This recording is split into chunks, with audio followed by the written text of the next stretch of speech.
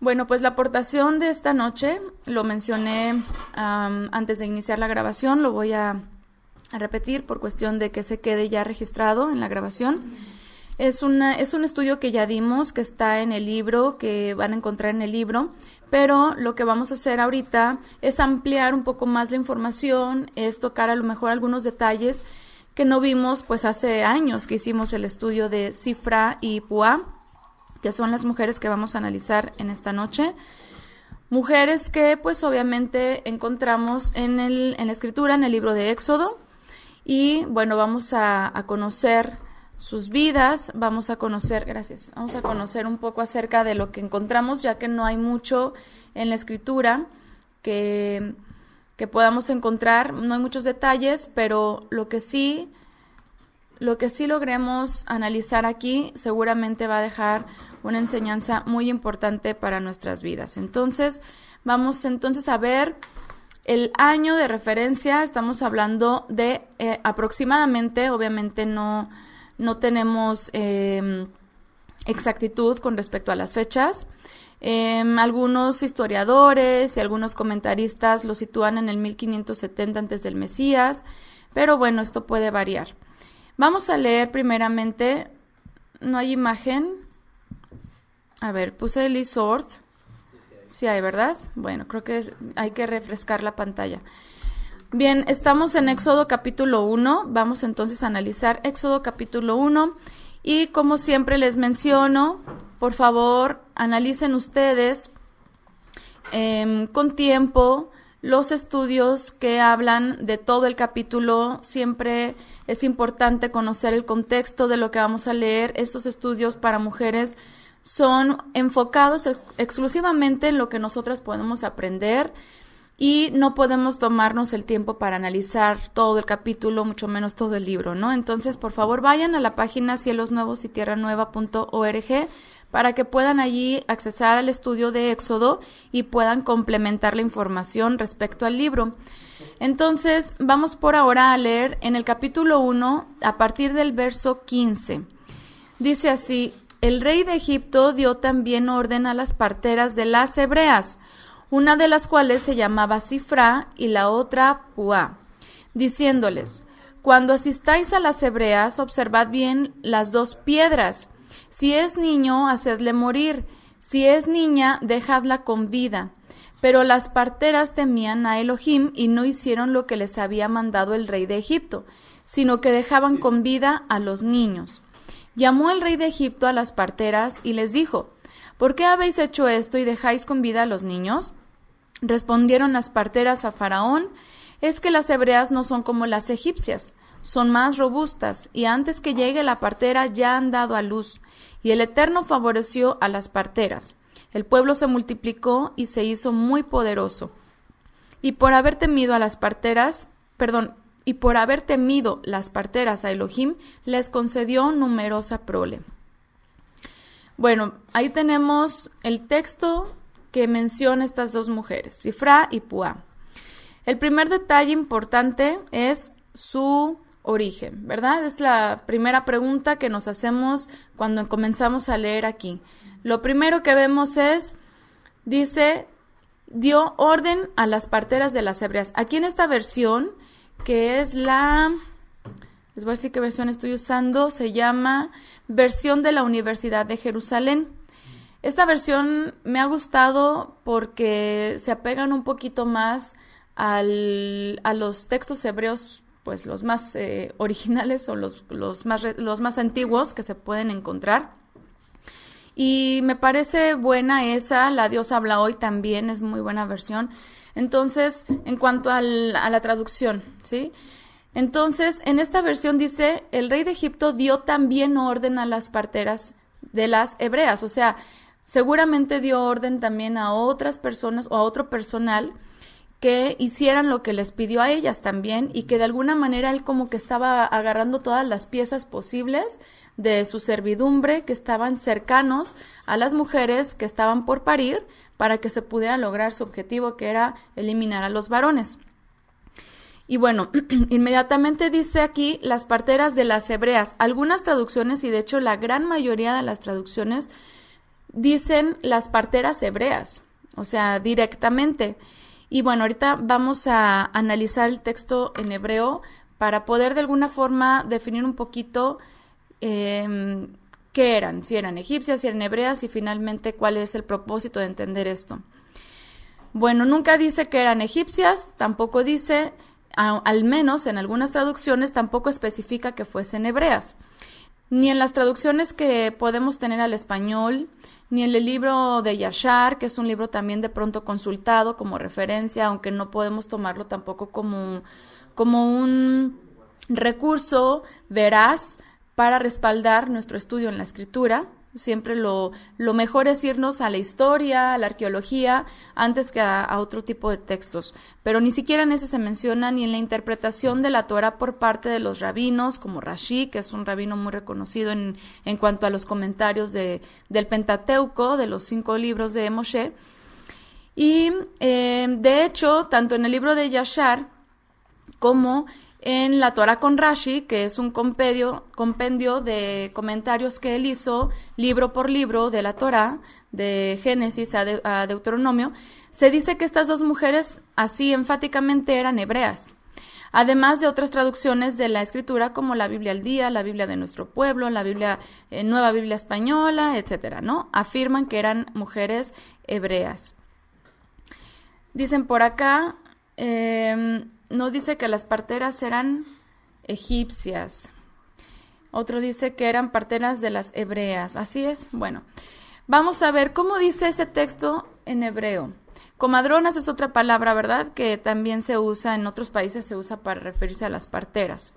O matronas, me parece que también es otra palabra. En Chile me parece que les llaman así. Bueno, Éxodo 1:15 dice, y habló el rey de Egipto a las parteras hebreas, esta es otra versión, de las cuales la una se llamaba Shifra y la otra se llamaba Puá. En hebreo, esta expresión o este texto dice, Vayomer Melech Mitzraim la Meyaldot. Meyaldot es la palabra que se traduce como parteras. Haibriot, Asher Shem, o sea, bueno, aquí lo importante es rescatar esta palabra, Haibriot, porque yo estuve analizando diferentes versículos de diferentes partes de la Torá, en donde esta palabra de las mujeres o de los hebreos, o sea, esta expresión sonara igual o diferente a esta que encontramos aquí, y en la gran mayoría se traduce los hebreos o las hebreas, ¿sí? O sea, no tiene que ver con un, no sé si es correcta esta expresión, pero con un posesivo, o sea, de que eran parteras de las hebreas, sino que eran parteras hebreas, o sea, eso es lo que se alcanza a entender, ¿no? En cuanto a la traducción. Así es, en Chile les llaman matronas, muy bien. Bueno, se puede inferir que las mujeres egipcias no atendían partos de las mujeres hebreas. Es muy importante que analicemos siempre los contextos culturales de lo que estamos tratando de comprender en la escritura. Tenemos mucha información y más de los egipcios, pues son considerados los padres de la medicina, incluso de la obstetricia, o sea, vemos muchos datos muy importantes que los ginecobstetras aprendieron pues de culturas como los egipcios. Entonces es importante que analicemos todo lo que implicaba la atención al parto por parte de las mujeres egipcias. ¿Por qué? Porque cuando asistían los partos incluían amuletos, incluían conjuros, incluían encantos, incluían invocaciones, incluían imágenes y un sinfín de situaciones que si ustedes lo leen, pues ni parece un parto, parece un hechizo, ¿no? O sea, y de hecho, dentro de la cultura egipcia se considera que el parto era algo el embarazo más bien era algo de alto riesgo y siempre y todo el tiempo estaban invocando a sus deidades. Hay una deidad específica para las mujeres embarazadas y hay otra deidad específica, femeninas obviamente, para las mujeres que estaban por dar a luz o que estaban dando a luz, que no recuerdo ni quiero recordar sus nombres, pero son las deidades que se invocaba y que las parteras que estaban asistiendo a las mujeres que estaban dando a luz estaban constantemente invocándolos. O sea, imagínense, cuando una mujer está en parto, la verdad es de que no tenemos cabeza para nada más que para respira y puja, o sea, es lo único que tienes en la cabeza, controla el dolor, respira y puja, controla el dolor y todo el tiempo estás en eso, ¿no? Entonces, las parteras eran las que se encargaban de hacer pues lo que las mujeres parturientas no podían porque estaban básicamente en su propio trance, ¿no? O sea, realmente estaban completamente metidas en su momento.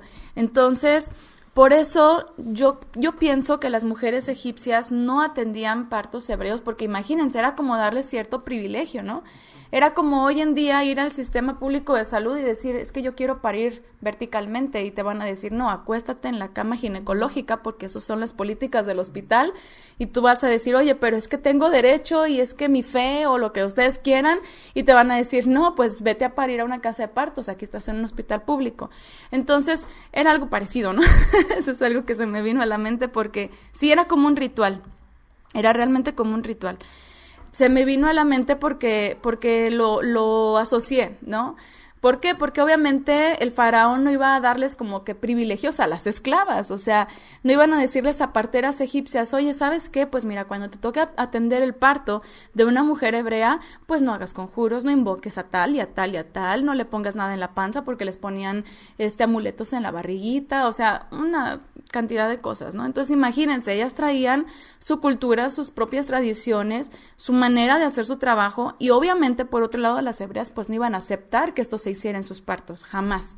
Así que lo más obvio, lo más común y lo que siempre se ha usado pues era que dentro del mismo pueblo surgieran las mujeres que atendían a las mujeres de ese pueblo, ¿no? En este caso parteras hebreas atendiendo a mujeres hebreas.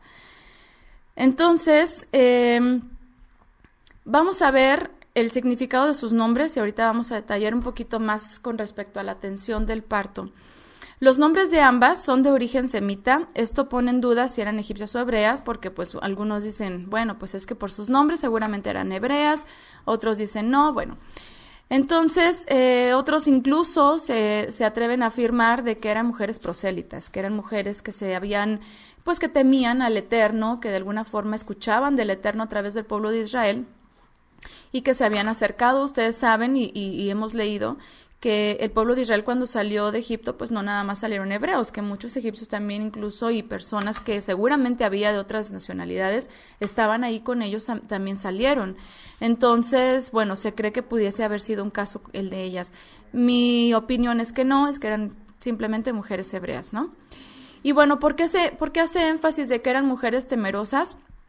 Pues obviamente vemos que dentro del pueblo siempre hubo decadencia, siempre hubo gente apóstata, siempre hubo de los mismos israelitas quienes se rebelaban. En este caso de ellas pudieron haber temido tanto a Faraón que pudieron haber dicho, ¿sabes qué? No me importa, yo sé que pues el Eterno es el Todopoderoso, pero de esto depende mi vida y ni modo voy a tener que, y no lo hicieron, no sucumbieron a lo que se les estaba ordenando. Así que, bueno, ellas deciden optar por desobedecer al faraón y apegarse a lo que el Eterno obviamente requería de no asesinar. Entonces, bueno, vamos a ver sus nombres. Shifra, el nombre de Cifra, como lo vemos en las traducciones, en hebreo es Shifra, ¿sí? Significa brillar o adornar. Viene de la palabra shafar, que significa hermoso, o brillar también, pero significa hermoso, ¿sí? De ahí viene shofar también, fíjense. Sí, pues es que son las mismas letras incluso, es como la misma raíz, ¿no? En el hebreo una palabra, siempre hay una palabra raíz, de la cual se desprenden otras palabras con un significado similar, pero ya con un enfoque diferente. En este caso, pues vemos que shafar es la raíz del nombre de Shifra. Después tenemos el nombre de Puá, que tiene un significado muy, muy parecido, que es el significado de brillo esplendoroso, ¿sí? Uno es un brillo para adornar, otro, o un brillo hermoso que adorna, y la otra es un brillo que causa esplendor, que engalana, ¿no? Que hace que ese brillo se vea muchísimo más hermoso, ¿no? Entonces, bueno, esta palabra del nombre de Puá tiene como raíz la palabra pa, que significa gritar, dar voces, llorar o gemir, como algo de llamar la atención. Ese es el punto, en el sentido de llamar la atención. Es un brillo esplendoroso que llamaba la atención. Y bueno, definitivamente vemos que llamaron la atención del faraón, porque tuvo el faraón que ir hasta donde ellas para hablar y decir qué pasó con la orden que yo les di, ¿no? Y es muy curioso porque el nombre de ellas ahí está, brillando, exaltando el nombre del Eterno, exaltando el poder del Eterno, y el nombre de Faraón brilla por su ausencia, ¿verdad? Porque realmente pues no lo vemos en ningún lado, y de hecho pues se tiene duda, ¿no? ¿Cuál de los faraones que hubo era el que estuvo en la época de Moshe? O sea, ¿quién sabe? Así que pues imagínense ahora sí que cómo lo ha humillado el Eterno hasta en la historia, ¿no? Entonces, bueno, como vemos, los significados de los nombres de estas dos mujeres eran significados hermosos, y esto nos puede hablar del corazón que ellas también tuvieron delante del Eterno, un corazón limpio, un corazón que hizo que sus obras fueran gratas ante el Eterno, porque no temieron desobedecer el decreto de los hombres para exaltar al Eterno, honrándole y dándole preferencia a la vida de todos esos niños. Así es, fueron luz, brillaban y fueron luz. Imagínense cuántos israelitas que tuvieron temor, que ahora sí que cedían a lo que el faraón determinaba, eran humillados, y de esa forma también hacían que el nombre del Eterno fuera humillado. Y en el caso de Shifra y Puah, todo lo contrario, lo exaltaron con esta obra. Y bueno, por otro lado, otra pregunta, ¿mintieron?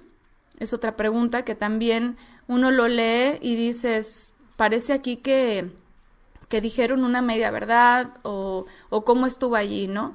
Y bueno, ahorita veía yo los comentarios en el chat cuando estaban en la clase de los jóvenes, que algunos pensaban, pero ¿cómo si eran mujeres que temían podían mentir, ¿no?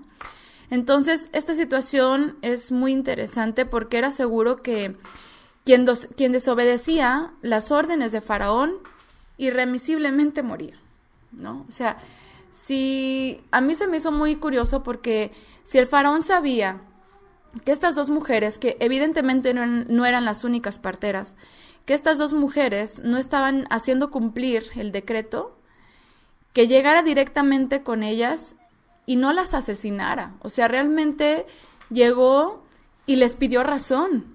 No llegó y les dijo, ¿saben qué? Los niños varones siguen allí, ustedes van a morir. No, sino que llegó y les dijo, ¿por qué? En el verso 18 dice, ¿por qué han hecho esto?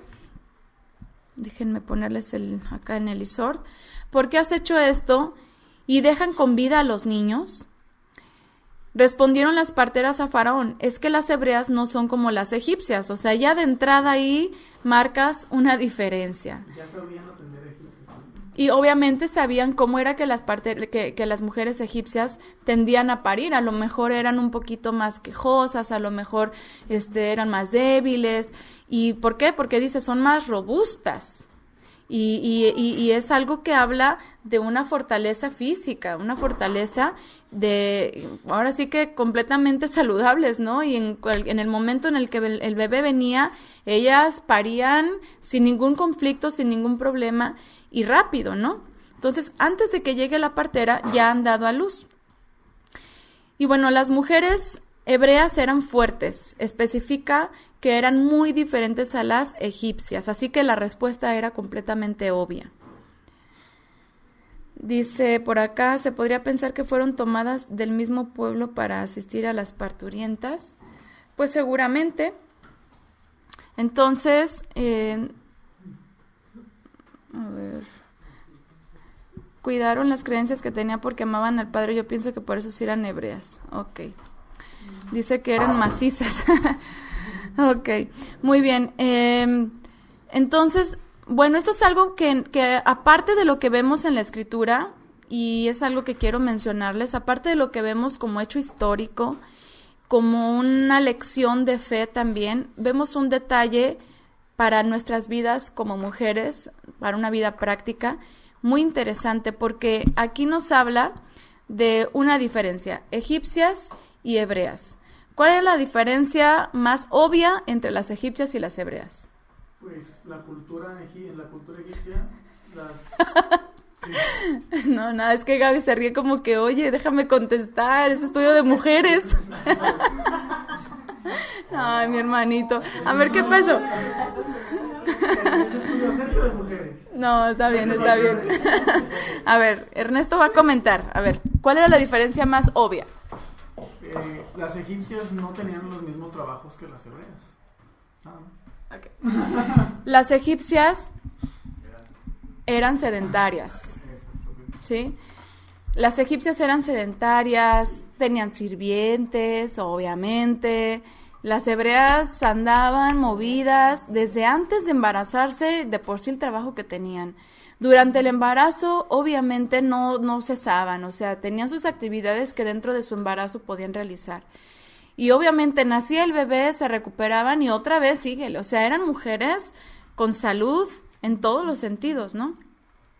Entonces, obviamente, el parto de las mujeres hebreas se desencadenaba de una manera muchísimo más óptima y eficiente en las hebreas que en las egipcias. Entonces, su salud les favorecía y, obviamente, el faraón sabía que eran muchas las mujeres hebreas, o sea, el pueblo que ya se había conformado en Egipto, pues ya había crecido bastante, tanto que el faraón ya tenía temor, y imagínense cuántas mujeres a diario estaban en labor de parto, o sea, cada día, ¿no? Obviamente, como mencioné, no eran las únicas parteras, se menciona a ellas dos porque aparentemente eran como las líderes, por decirlo así, las mujeres que organizaban a otras parteras, a dulas, que era algo que se usaba mucho desde entonces, obviamente, pero eran las responsables, ¿no? Eran como las que respondían ante el faraón, pues, de toda la situación que se viviera dentro de ese aspecto de salud del pueblo hebreo. Entonces, no solo eran ellas dos, eran las responsables inmediatas, podríamos decirlo así, y no, obviamente no cubrían ellas todos los partos, y evidentemente estaban diciendo completamente la verdad. O sea, ellas a muchos partos que llegaban, pues ya las mujeres habían dado a luz, y eso es algo que incluso hoy en día todavía ocurre, ¿verdad? ¿Cuántas hemos visto por ahí publicaciones que en Facebook, en YouTube, que sacan videos de mujeres que están dando a luz en sus carros, por ejemplo, ¿no? Porque que van camino al hospital, porque de pronto se desencadenó rápido y su cuerpo favoreció para que el bebé naciera rápido. Y esto pasa todavía, ¿no? Hay partos más prolongados, hay partos que requieren muchísima más observación, más atención, más cuidado. Hay otros que no, hay otros que de plano, pues solamente el cuerpo de las mujeres trabaja solito y hace todo lo correspondiente y los bebés nacen rápido. Entonces, en este caso, las parteras encargadas vemos que fueron valientes porque se arriesgaron. Ellas sabían que si el faraón se daba cuenta de que los niños varones seguían con vida, podían morir, ¿sí? Y yo cuando vi esto recordaba a los amigos de Daniel, ¿no? A Sadrach, Mesach y Abednego, que dice, nosotros no nos vamos a inclinar ante la estatua y ahora sí que si el Eterno permite que nos den muerte, pues que nos den muerte sin ser idólatras, ¿no? Y yo creo que con ellas pasó algo igual. Yo prefiero que nos mate a ser asesinas, nosotras, ¿no? Entonces, esas mujeres fueron valientes y fueron astutas, hicieron uso de la astucia porque también sabían que era bueno que ellas siguieran allí para poder seguir resguardando a los niños que seguían naciendo. Si hubiese sido el caso que Faraón las hubiera eliminado, probablemente sí se hubieran logrado corromper otras parteras, ¿verdad? Por el temor, y más después de haber visto que a 2 ya las habían asesinado, las siguientes a las que les ordenaran, ¿sabes qué? Vas a matar a los niños varones, lo iban a tener que hacer, si no, iban a morir. Entonces, no pasó esto, y yo creo que estas mujeres fueron muy inteligentes para lograr permanecer con vida, no por el temor de que fueran a morir, sino porque sabía que era bueno que siguieran ellas allí, pero por otro lado también para no tener que obedecer al faraón, ¿no? Entonces, no mintieron para salvarse, eso es claro. Se arriesgaron, sí, anteponiendo el temor al Todopoderoso, y por eso mismo fueron respaldadas, pero no mintieron. Vemos que A ver, déjenme leer los comentarios. Mi mamá tuvo a mi hermano sola, sin asistencia de nadie, solo la mía, y tiene 5 años. Fue muy fuerte.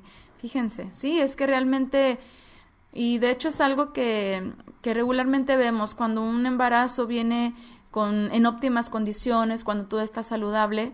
La verdad es de que lo único que necesitamos es alguien que nos reciba al bebé y darle los cuidados, los primeros cuidados, ¿no? Las primeras atenciones, que nos apoyen a la hora del alumbramiento de la placenta, detalles mínimos realmente, pero algo que en realidad tengan que hacer en la labor de parto, no, porque nuestro cuerpo trabaja solo, ¿no? Y algo muy importante es justamente la actividad física.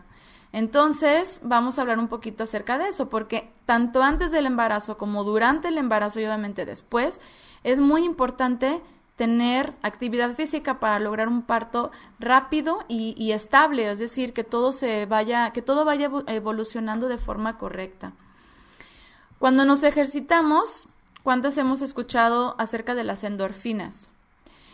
Y las endorfinas son una hormona que produce nuestro cerebro que nos da la sensación de placer y felicidad, y tienen un efecto analgésico natural, obviamente en cierta medida. No vamos a decir que inhiben por completo todo el dolor, pero no es lo mismo como cuando nuestro cuerpo está en estado de alerta y el dolor es casi insoportable o completamente insoportable, porque entonces nuestro cuerpo ya segrega otras hormonas. Por ejemplo, pues eso, ¿no? La adrenalina, nuestro cuerpo se pone como en estado de alerta y no permite trabajar bien. Es como, yo siempre lo relaciono como cuando, no sé, como cuando sin querer vamos a pegarnos con algo, ¿no? Que va uno caminando y de pronto no ves o medio alcanza a ver de reojo algo y antes de pegarte, ¿qué haces? Te pones así como duro, ¿no? O cuando sientes venir, no sé, el balón, ¿no? Cuando estamos jugando, que sientes venir el balón en la cara, ¡ay! Te pones así, te haces bolita, ¿no? O sea, son los reflejos de nuestro cuerpo ante el peligro que creemos que se avecina. Y la verdad es de que el parto, a veces por la ignorancia, a veces por el mismo sistema, creemos que es algo peligroso, creemos que es algo de un cuidado extremo y nos pone en estado de alerta por el miedo que llegamos a sentir por lo desconocido, porque no sabemos qué va a pasar, cómo va a pasar. Entonces, cuanto más intensa sea la actividad, que tengamos la actividad física, se genera mayor liberación de endorfinas y por lo tanto mayor sensación de felicidad tras el esfuerzo que hayamos realizado. Obviamente la mujer embarazada que conoce su estado de salud y las recomendaciones de su médico debe saber hasta qué punto de intensidad es prudente ejercitarse en cada una de las 3 etapas del embarazo, en cada uno de los trimestres. El ejercicio está contraindicado solamente si existen algunas complicaciones como la hipertensión u otras, ¿no? Entonces, disminuimos, por ejemplo, muchísimos riesgos que muchas mujeres padecen en sus partos, como la preeclampsia, la diabetes gestacional, o sea, muchas cosas que a veces solamente por el sedentarismo, simplemente. Entonces, imagínense la diferencia entre las mujeres egipcias y las mujeres hebreas. ¿Cómo estaban dando a luz las mujeres egipcias? Pues con un montón de problemas que a lo mejor venían acarreando porque no tenían una actividad física consecutiva, ¿no? O sea, realmente pues estaban muy, muy sedentarias. Bueno, la Torá dice en Éxodo 1:16, dice, cuando asistan a las hebreas, observen bien las 2 piedras. Si es niño, háganle morir. Si es niña, déjenla con vida. Bueno, hay diferentes versiones. Algunas dicen como la mía, o la que estoy leyendo ahorita, observen bien las 2 piedras.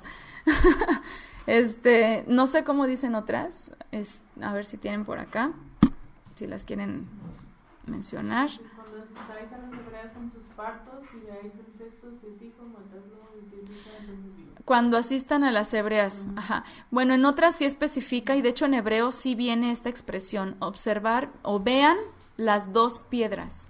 En hebreo sí está esta expresión, no sé por qué en algunas lo omiten y lo cambian.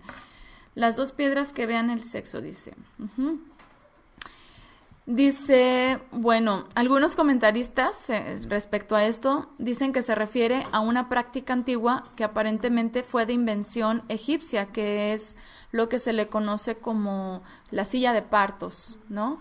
O un banco para parir. Y con esto hay discrepancias, incluso también con respecto al método de destrucción que proponía el faraón cuando les decía, si ven el sexo, háganle morir. ¿Cómo le hacemos morir, no? O sea, ¿cómo pretendía faraón que hicieran morir a los niños? Bueno, algunos creen que los asientos eran piedras colocadas paralelamente y cerradas en transversal, como en forma de U. Y sobre ellos, dicen, se sentaban las mujeres que eran las parteras junto a la cama de las mujeres que estaban pariendo, con la intención de poder ver fácilmente cuando venía el bebé, como una especie de cama ginecológica, como la hicieron de forma más moderna, pero sin que la mujer que estaba pariendo estuviera completamente acostada, sino en su cama reclinada, y más bien era la partera la que se ponía a la altura de la mujer en su cama, sentándose en este tipo de bancos, ¿no? Y de esa manera, como eran muy amplias, dicen algunos comentarios que la intención era de que una vez recibiendo al bebé, si veían que era niño, que lo estrangularan en ese momento y dijeran, nació muerto, ¿no? Que para que los padres pues no se dieran cuenta. Otros comentarios afirman de que estas piedras no eran bancos, sino que eran en realidad piedras ubicadas al otro lado del río Nilo, que eran como unas piletas en donde se lavaban a los recién nacidos, y que la intención en realidad era dejar caer a los bebés hacia el río Nilo para hacerlos morir de esa forma. Obviamente cualquiera que haya sido el plan, la idea, la intención, pues era aterrorizante, ¿no? Y obviamente pues no hicieron esto. Bueno, con respecto a esto de las sillas ginecológicas o las sillas de las parteras, vemos en el relato justamente también la forma más antigua de dar a luz, ¿no? Las mujeres siempre parían o semiacostadas en sus camas, o sea, no completamente así, completamente acostadas, ¿no? Sino semisentadas, por decirlo así, reclinadas un poco en sus camas, a veces de lado también, o estos bancos de parto sí son muy usados, de hecho todavía las hay, sillas de parto también se llaman, que nos hacen a las mujeres sentarnos como estuviéramos en cuclillas, ¿no? O sea, no completamente, no sentadas como cuando nos sentamos en una silla, sino con la pelvis por debajo de nuestras rodillas, ¿sí? Y eso hace que la pelvis se expanda a su máximo, ¿sí? Y esto obviamente favorece que los bebés nazcan rapidísimo. Entonces, el parto vertical era la manera más obvia de parir. Era muy probable que estas sillas o estas piedras se refiriera justamente a este tipo de, pues sí, invento, porque realmente se tienen a los egipcios como los que inventaron este tipo de silla. Y de hecho, hay unos, ¿cómo se llaman? Relieves egipcios de mujeres que estaban pariendo sobre estas sillas, sentadas sobre estas sillas. Puse por ahí unas imágenes que cuando salga en el libro lo van a poder ver. Entonces, bueno, siempre vemos que el parto vertical en la forma natural y obvia y lógica y fácil para la mamá y para el bebé, para dar a luz, para nacer. Y realmente, dice por acá, mi suegra dice que su mamá las parió paradas. Pues sí, y es que es hasta lógico, ¿no? La gravedad como es obvia, y es más fácil para el bebé el bajar así de forma vertical que caminar, o sea, así como en forma horizontal. O sea, realmente gatear hacia el frente, pues así como que, ¿cómo, no? Entonces, en realidad, si vemos en la historia, otra vez, la historia es importante. Hay un obstetra del año 1657 al 1709 llamado Francois Mauriciu, espero haberlo pronunciado bien, era francés. Propuso la idea de que la mujer diera a luz en una cama ginecológica. Este hombre atendía a mujeres de la realeza y pues obviamente como que era así como requiero ver muy bien todo el panorama. Entonces, bueno, es el primerito, y fíjense, desde entonces se comenzó a implementar esta manera para que las mujeres dieran a luz, la manera más cómoda para los médicos, pero la peor para las mujeres. Y bueno, dicho sea de paso, si quieren más aportaciones de este tema, tengo mi canal, Violeta Natalie, y ahí ya hemos hablado de este tema, en la página también, y bueno, ahí hay más temas sobre esta digámoslo, opción, que en realidad no es una opción, debería de ser la forma natural para parir, ¿no? Entonces, bueno, tengo por acá otra opinión, es que estos asientos que refería al faraón, observar bien, porque en realidad dice, observen bien las dos piedras. O sea, no dice observen al niño. Ajá. O sea, no dice observen bien al niño cuando nazca. Dice observen bien las dos piedras. Y en hebreo, si ustedes lo ven en hebreo, justamente así dice. O sea, no hay otra opción. O sea, realmente eso es lo que dice, ¿no? Observen bien las piedras. Hay algo que a mí me llamó la atención y lo voy a proponer, no estoy diciendo que esto sea la verdad absoluta sobre esta interpretación, pero se me hizo muy congruente. Y yo pienso que no era precisamente que el faraón se refería, cuando dice observen bien las dos piedras, se refería al taburete, a la silla. Yo creo que la expresión tiene que ver con una referencia al sexo masculino de los bebés. Y se los voy a explicar por qué. Podría ser. Se los voy a explicar por qué. La palabra hebrea para asiento o piedra es la palabra oben, ¿sí? Que significa par de piedras. Pero así, par de piedras. O sea, una piedra es otra palabra, pero par de piedras es dos piedras juntas, es la palabra oben. También se traduce como rueda de alfarero o taburete de partera. Esta palabra tiene como origen la palabra eben, que significa construir, piedra, cantería, honda, masa, haciendo referencia a una piedra fundamental o base sobre la cual se edifica. Así tiene relación y origen con otra palabra, que también es como la raíz. Bueno, no es como la raíz, en realidad es la palabra raíz de las palabras oben y eben, que es la palabra baná. La palabra baná significa construir, poner cimientos, edificador, tener hijo, labrar, levantar, maestro, obra, etc. Entonces, la intención del faraón era que las parteras identificaran rápidamente el sexo del bebé y le dieran muerte si veían que era varón. El Eterno bendijo los hogares de estas mujeres justamente con prole. Esa fue la bendición, ¿verdad? Y lo que yo veo aquí es que esa expresión, observen bien las piedras, tiene que ver con la descendencia y no tanto con el objeto físico de las piedras, ¿no? Sino con la intención de si es varón, si es alguien que se usa para edificar, si es alguien que se usa para construir, como es el caso de los varones, entonces a él matadle. ¿Por qué? Porque sabemos que los varones son los que por los cuales viene el linaje. Ellos son en realidad los que construyen la nación. Nosotras las mujeres obviamente aportamos un 50% de esa nueva persona que se está formando en el vientre, pero al final de cuentas el linaje viene por medio de los varones, ¿sí?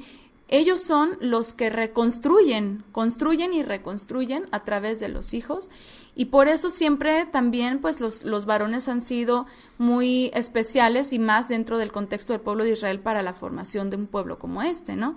Entonces, puede referirse también a esta expresión de las dos piedras. Bueno, dicen por acá.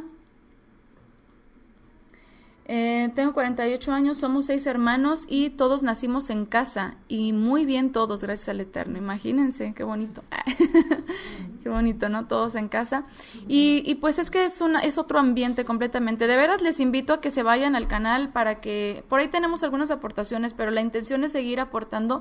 Son temas que ahorita a lo mejor no es el momento de hablarlos, pero creo que es importante que todas conozcamos sobre todo lo que implica pues la modernidad en cuanto a la atención del parto y qué cosas sí aplican, en qué momento y por qué, y cuáles deberíamos de aprender a prescindir para que podamos tener pues una plenitud también en ese aspecto de la vida, de la feminidad de la mujer.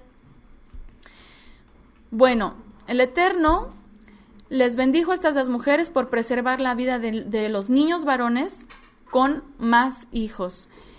Sabían también, seguramente, que uno de esos niños, imagínense, o sea, sabemos que hay una profecía. Uno de esos niños puede ser el libertador de Israel y nosotros los vamos a asesinar.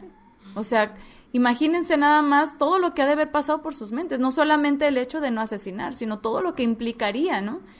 Entonces, gracias a esta acción, estas dos mujeres fueron merecedoras de fecundidad extrema. O sea, no quiere decir que hayan sido a lo mejor infértiles incluso, porque simplemente dice el texto, ahorita se los creo que lo tengo por acá abajo, favoreció a las parteras, el pueblo se multiplicó, o sea, favoreció a las parteras, el pueblo se multiplicó, y por haber temido a las parteras les concedió numerosa prole. A lo mejor tenían hijos, a lo mejor tenían apenas unos pocos, a lo mejor todavía no tenían, no sabemos sus edades, si eran jóvenes, si ya eran mujeres un poco mayores, a lo mejor que ya pasaran los 40, 50 años. Ustedes saben que para esas épocas pues todavía las mujeres seguían embarazándose en esas edades incluso, pero dice aquí que les concedió numerosa prole, o sea, después de este hecho siguieron teniendo hijos si es que ya los habían tenido, o cuando tuvieron pues bastantes, no sé cuántos serían bastantes para nuestra época,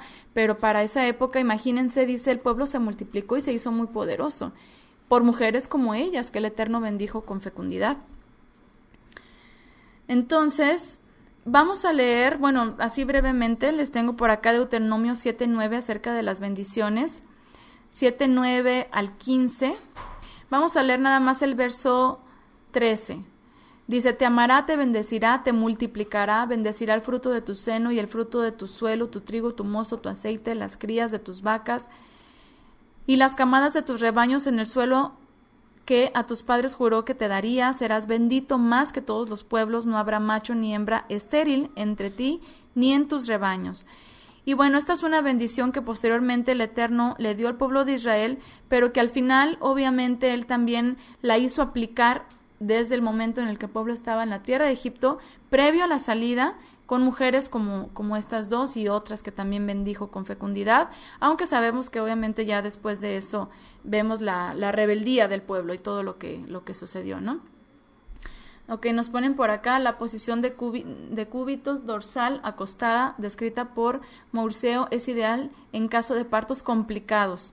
Lo ideal en un parto no complicado es semisentada o de rodillas. Bueno, depende entonces la situación, ¿verdad? Y la pelvis, cómo viene el bebé, si está acomodado. Por eso las parteras juegan un papel también muy importante, porque incluso, bueno, las parteras o los especialistas en el área, porque incluso con cierto movimiento sobre el vientre de la madre pueden acomodar incluso al bebé.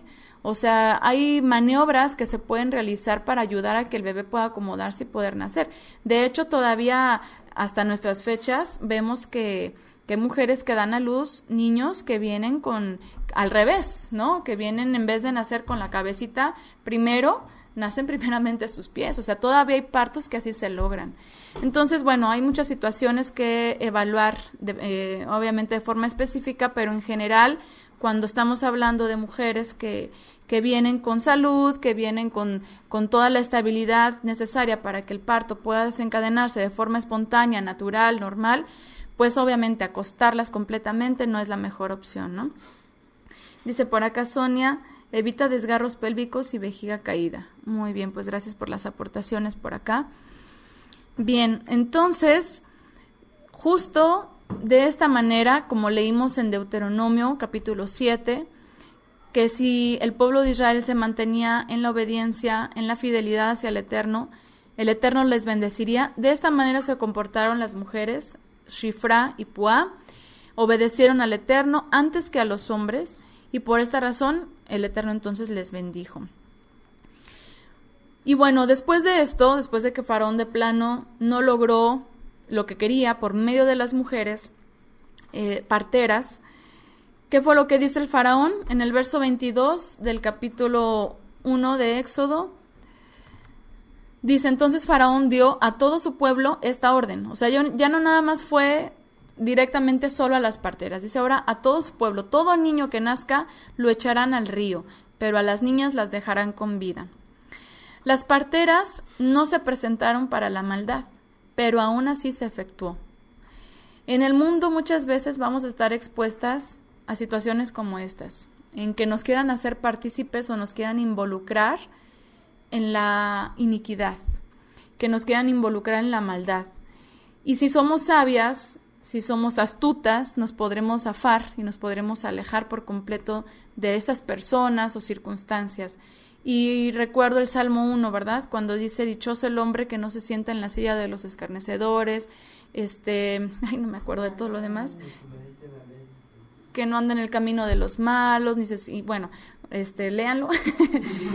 y me acordé de esto porque justamente muchas veces estamos en circunstancias así, en la que el faraón de este mundo nos quiere hacer pecar, nos quiere atraer, nos quiere hacer partícipes de su iniquidad, pero nosotros tenemos que librar nuestras almas de ese pecado, como lo hicieron Shifra y Puá. Con ellas aprendemos la importancia de analizar nuestras vidas, de estar siempre alertas, de estar siempre atentas, analizar los momentos, los detalles que pasan. No podemos hacer las cosas de una manera tan simple, tan sencilla, ¿no? De hecho, hay salmos, hay proverbios en que la insensatez, la imprudencia se refieren como, incluso hay versiones que dicen tonto, ¿no? No seas tonto, o sea, no seas así, usa palabras como fuertes, podríamos decirlo, para referirse a que no seas tan ligero a la hora de hacer las cosas. Analiza bien las circunstancias y aprende a librarte de la maldad, de la iniquidad en la que el mundo muchas veces nos quiere atrapar, ¿no? Y hacer partícipes. Aunque en este mundo tengamos patrones, jefes o líderes, siempre debemos cuidar, obedecer al Eterno antes que a los hombres, y es justamente eso lo que el Eterno nos va a recompensar o a respaldar cuando nosotros nos mantengamos con esa integridad. Entonces, por acá dicen, ¿a quién usan? Ya hay parteras, pero tituladas en colegios. Entonces, aquí a mí me parece muy, muy importante todo lo que vemos a través de Shifra y Puá, y cuando yo analizo su historia, lo que pienso es que el Eterno nos ayude, que nos dé siempre ese corazón temeroso, ese corazón inclinado para analizar nuestras obras y para elegir que sean buenas, para elegir todo lo que vamos a hacer, con quiénes vamos a estar, en dónde nos vamos a ir a meter, o sea, todo. No podemos vivir a la ligera, tenemos que analizar. ¿Por qué? Porque a veces el faraón puede ser muy sutil, a veces la orden no es tan directa, ¿verdad? Ve y mata, pero nos envuelve, nos atrapa, nos seduce, nos susurra, ¿no? Y nos invita de una forma a veces muy, ¿cómo se puede decir? Pues muy subliminal o muy amable, ¿no? Muy sutil, a ser parte de iniquidades. Y muchas veces no lo vemos, a veces decimos, ¿qué tiene de malo? ¿Qué tanto es tantito? Pero pues, ¿qué puede pasar? Y nos arriesgamos a estarle faltando al Eterno en algunas situaciones que, por no analizar bien y pensar en qué pasa si yo hago tal cosa, y simplemente hacerlo, entonces podemos llegar incluso a tener consecuencias graves, ¿no? Ok, me pusieron ya por acá el Salmo que no me aprendí, que no supe decir bien. Salmo 1:1 dice, feliz el hombre que no sigue el consejo de los malvados, ni se detiene en el camino de los pecadores, ni se une a la compañía de los burladores. Muy bien, gracias, Johanna. Y sí, o sea, eso es lo que nosotros tenemos que tener siempre en mente. Como dice por acá Rosy García, debemos ser muy cuidadosos de las situaciones que tengamos que pasar, de no caer en el mal, obedecer a nuestro Padre en todo tiempo. Entonces, si nosotros mantenemos nuestro corazón bello, esplendoroso delante del Eterno, limpio, hermoso, como el nombre de estas mujeres, adornado con buenas obras, como el nombre de estas mujeres, entonces obviamente pues nuestras vidas van a ser de obediencia y la palabra del Eterno en todo momento va a estar en nuestras vidas, la estaremos cumpliendo, nos estaremos esforzando y obviamente por medio de nuestro Redentor, el único por el que podemos lograr esta santidad que es Yeshua, pues delante del Eterno vamos a estar en rectitud. Entonces, bueno, pues creo que esto es lo que nos enseña la vida de Shifra y Pua. No sé si tengan algo más que añadir por acá, ¿sí? Bueno, vamos a comenzar con... ¿No? Oh. Bien, ¿algo más que quieran aportar, añadir? Los varones. ¿Tú? Bueno, vamos primero con Gaby. Tenían que sentarse acá. Sí, bueno, ya retomando este tema que pues lo que más se me queda de estas mujeres, ¿no?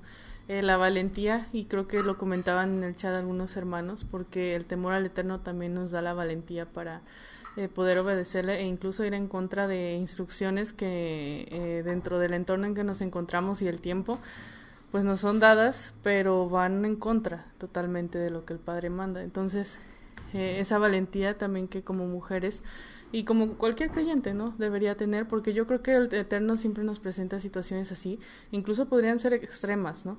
Donde uno podría decir, como usualmente se dice en el cristianismo, pues Él conoce mi corazón y lo tuve que hacer porque pues no me quedaba de otra, pero no es así. Yo creo que hasta ahora no nos hemos topado con una situación donde nuestra vida se vea expuesta o en peligro así de que la podamos perder, ¿no? Entonces no creo que no podamos enfrentarnos a situaciones que nos presente el Eterno y decir, no lo voy a hacer. No lo voy a hacer, ¿por qué? Porque va en contra y el Eterno no va a bendecir mi vida. Para empezar, si yo lo hago, pues voy a dar lugar a que después venga otra situación y yo voy a flaquear y después va a ser así una tras otra, ¿no? Entonces, esta parte a mí se me queda mucho.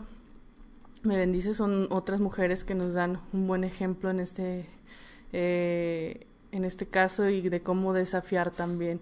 Y no de rebelarnos o decir, yo no voy a obedecer a nadie, ¿no? Yo creo que en todo hay un balance y entra también el discernimiento del Ruach para decir, o sea, esto sí lo obedezco. Hay cosas muy claras que ni siquiera se ponen en tela de juicio y de decir, no, esto simplemente va en contra de la voluntad del Eterno. Entonces, solamente esa parte que pues seamos esforzadas, valientes y el Eterno siempre va a respaldar eso, ¿no? Cuando buscamos agradarle a Él primeramente.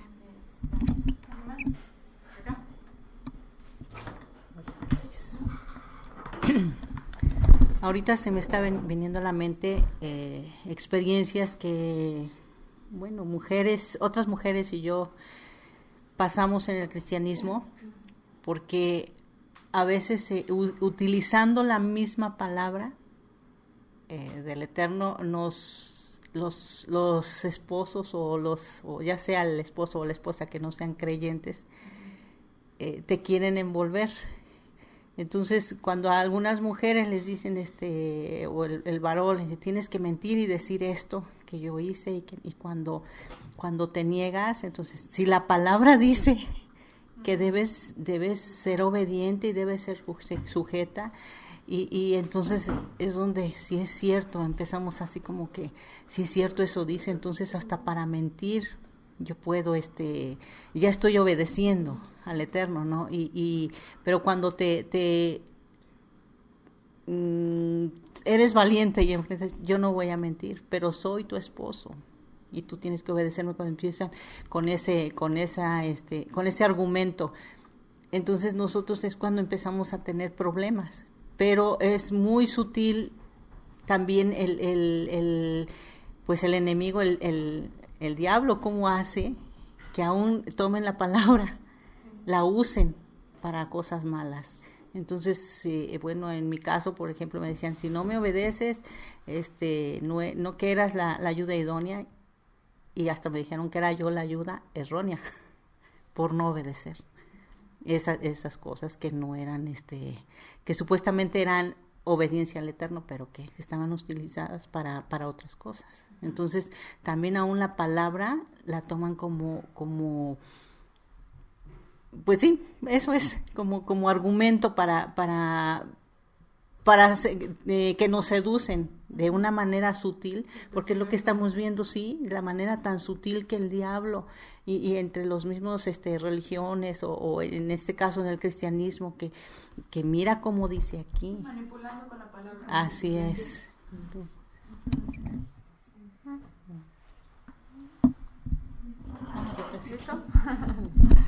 Bien, pues gracias por sus comentarios y bueno, así es, mujeres ejemplares las que tenemos a través de ellas dos, a través de la vida de Shifra y Pua. Gracias por su participación. Vamos a concluir por ahora y nos vemos para la siguiente.